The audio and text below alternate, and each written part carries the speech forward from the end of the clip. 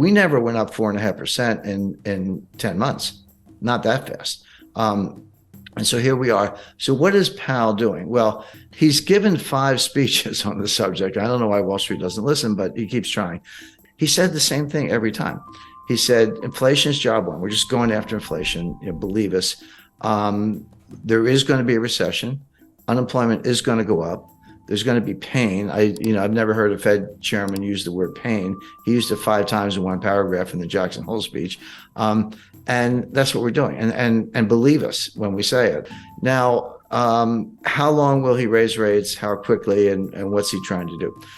Powell is trying to get to something that he calls the terminal rate. But the definition of the terminal rate is it's a rate that's high enough to cause inflation to come down on its own without further hikes. So we'll get to a level, and then inflation is coming down, by the way. And in the last 5 months, it's gone from, in the U.S., it's gone from about 9% to 8.7, 8.2, 7.4, 7.1. So it is coming down. Having said that, the target is 2%, and 7.1 is still a far cry from 2. So he's not there, but he's making progress. Now, so here's I hate to use the word conundrum, but it kind of is. Wall Street's saying, you're done. You did it. Mission accomplished. Inflation is coming down. You got what you wanted. Give it time. Stop raising rates. You're going to kill the economy. But the Fed is saying, well, we actually don't know. We can't untangle it. Yes, inflation is coming down. That's objective. But is it coming down because we're still raising rates? Or is it coming down because we're at the terminal rate? Those are 2 different things. And right now, and this is what Powell's been saying, the Fed leans to the view that they're not at the terminal rate, that inflation is coming down because they're raising rates. They have not achieved the terminal rate. So my expectation is the Fed will raise interest rates 50 basis points on February 1st, and then probably 25 basis points in March. March 22nd is the Fed meeting after that. So those 75 plus the 450 we have now, that'll get you to 5.25.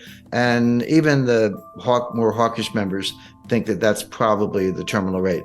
So Powell and the Fed have said, yeah, inflation's coming down, but it's because we're raising rates, not because we're at the terminal rate. We're going to get to the terminal rate, probably 2 more hikes, and then we'll pause. And then if we're right, we'll just let inflation come down on its own. And that may take a year. So all this stuff about the Fed pivot and cutting rates and all that stuff, I mean, the Fed's thinking mid-2024 before they do that.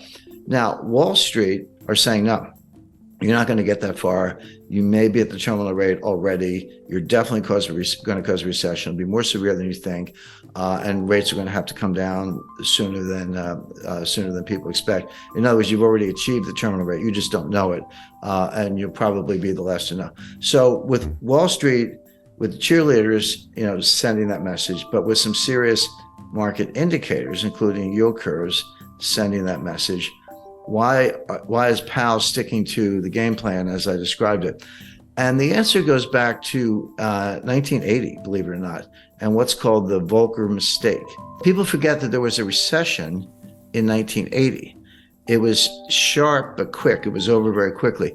It had nothing to do with monetary policy. The Carter administration issued some dopey regulation on a ceiling on credit card interest rates. And the industry said, fine, we're just not going to lend anybody any money. The economy fell instantly, kind of like a smaller version of what happened in 2020 with the pandemic panic. And then they said, oh, sorry, just kidding. And then they took the ceiling off, and then things got back to normal. Now, this was a time when farmers around the country were driving front loaders and tractors to Washington, and they were circling the Fed building. And one guy drove his tractor up the steps of the Fed, and Volcker was being burned in effigy. That all happened. So it was a little bit of pressure. And of course, Congress was up in arms and the White House was up in arms. So Volcker, not quite panicked, but he cut interest rates 7 percentage points, not 0.7, 7 full percentage points to deal with the recession, which, number one, was unnecessary because the recession was caused by a policy blunder from the White House, which was quickly corrected. And number two, he had not won the fight against inflation. Well, after he cut rates and we came out of that very quick sort of snap recession, inflation got even worse. And that's when Volcker had to raise rates to 20%. And Volcker, in hindsight, and he said this in his last book just before he died, he said we shouldn't have done that. We should have stuck to our inflation mission. So now Powell, remember, Powell's not an economist, he's a lawyer, so he kind of thinks like a lawyer. I can relate to that, looking at both sides. Powell does not want to be that guy. He does not want to be the guy who balks early and cuts rates, the famous Wall Street pivot, before the battle against inflation is won, because the outcome could be exactly what Volcker experienced, which is inflation wasn't done, doesn't go away, comes back stronger, and then you do have to destroy the economy, as we did in 1981-82. That was the worst recession. That was far worse than the little one in 1980. That was the worst since the Great Depression. We've managed to break that record several times since then, but at the time that was horrific. But Volcker and others have said that was a blunder. He never should have done it. So Powell does not want to give up the rate hikes too early because he does not want to repeat the Volcker mistake. He does not want to be that guy. And that's what's driving him, even as Wall Street screams, you're already there. So the question is, that's the lay of the land. There's the two competing sides. How does this play out? In my view, Powell probably is there. He probably is at something like a terminal rate. He probably doesn't have to raise interest rates anymore. He doesn't believe that himself. His models tell him otherwise because they're relying on the Phillips curve, which is junk science. I mean, the last time I looked at a Phillips curve, it was flat. At least where I went to school, curve was curved. This thing is flat. There is no correlation between unemployment and inflation. There just isn't. But the Fed thinks there is. So I always tell people, don't. If you want to forecast Fed policy and understand the Fed, don't think like a rational person. You have to think like the Fed. You have to get inside their heads or else you're going to get it wrong. So they're looking at unemployment, which is the lowest. The unemployment rate is the lowest since 1969. Well, if you believe in the Phillips curve, then that's a sure sign of inflation. As I say, even though it's coming down, it's still pretty high. So they think they have to keep fighting this fight. But here's what they're missing. Here's where it all falls down. Yeah, inflation as measured, CPI, PPI, personal consumption expenditure, core, non-core, year over year. There are like 20 different ways to measure it. It is coming down, but there are two sources of inflation. And it's going to sound obvious, but you got to separate them: the supply side and the demand side. They both result in price increases, but they have completely different dynamics. Supply side inflation is what we're seeing. It's what we saw in 1974 with the Arab oil embargo during the Arab-Israeli war when they cut us off from oil, and you had to line up for gasoline. I lived through that. Bare shelves, and you couldn't get certain things. It wasn't that every supermarket shelf was bare the way it was in East Germany in the 1950s, but something was always missing, and that's still the case today. So of course prices went up, and people were trying to pay whatever they had to get what they needed, and energy prices were a big driver of that. So that feeds through as a form of inflation. The other kind of inflation is from the demand side. So the supply side is called a cost push. Costs go up and they push it onto the consumers. The other kind is from the demand side. It's called demand pull. And basically consumers have a change in mentality. They're worried about inflation. They would say, hey, I was thinking about buying a refrigerator. Gee, I better go buy it today because if I wait for 6 months, the price is going to go up. Or apply that to anything, a new dress, new suit of clothes, whatever. And so you're pulling demand forward, and it's behavioral. And that will also drive prices up. But they're very different things. Now, cost push can morph into demand pull. That's what happened in the 70s. It started from the supply side, but by the late 70s, 80s, and Volcker, which we've just been talking about, it had tipped over into the demand side. That hasn't happened yet. We've had the supply side inflation, the cost push.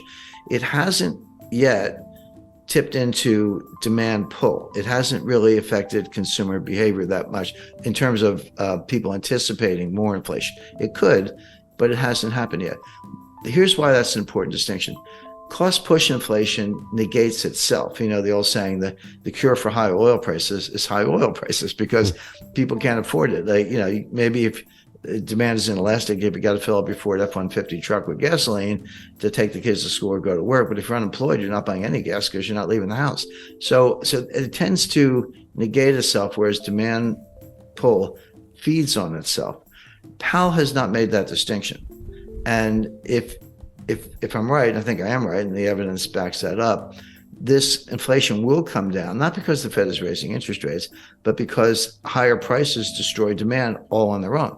If I used to pay $75 to fill up my truck with gas, and now I have to pay $150, which is about right, I'll do it because I got to get to work. But that's $75 I'm not going to spend on something else. I'm not going to go out for dinner. I'm not going to go to a show, a concert, or buy a new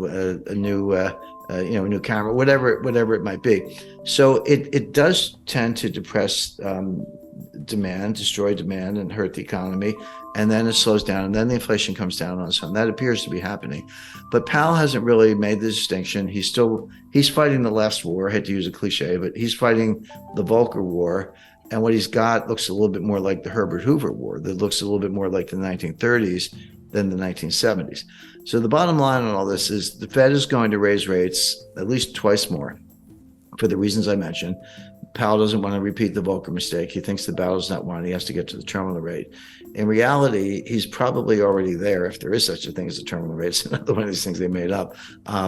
Inflation is coming down, and so will probably continue, but for really bad reasons.